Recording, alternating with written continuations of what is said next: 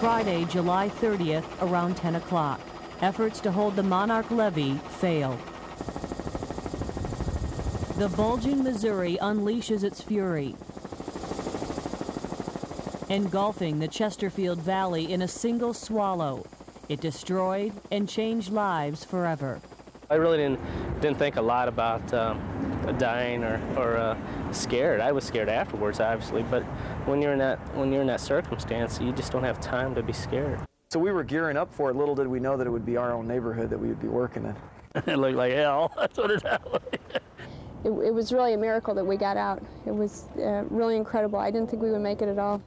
Bridget Deloge, her husband, and 5-month-old son Andrew, affectionately called Noah by neighbors in the valley, still won't be back into their home until this summer.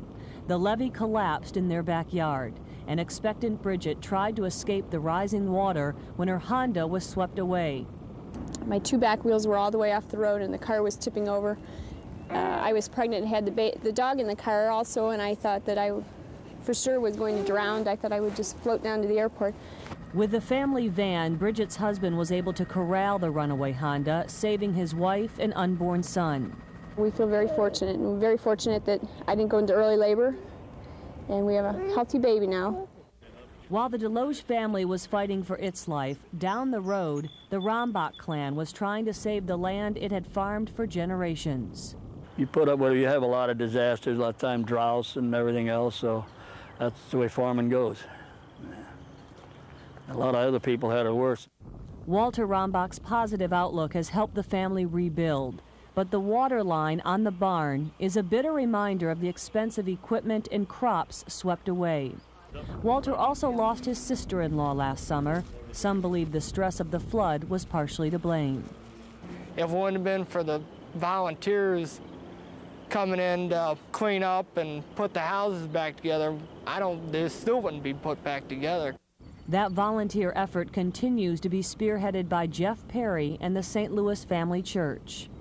Well, initially when the flood hit, this was not really certified as a floodplain, so no one really had insurance.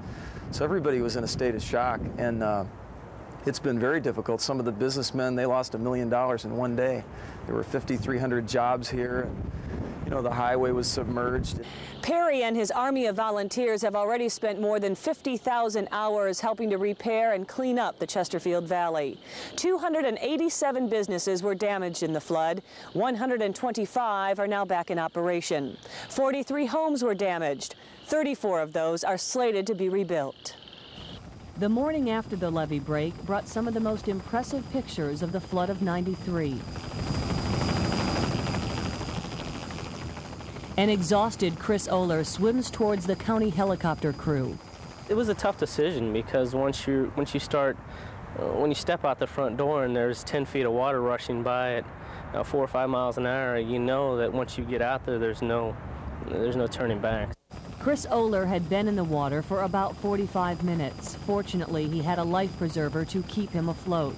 He says the county helicopter crew risked their own lives to save his. When the basket came down, I knew that if I didn't use everything to get up into the basket, that I might slip away. And I was surprised at the strength I had left, but again, when you're in that position and you're in that circumstances, then you find strength that you normally don't have. So.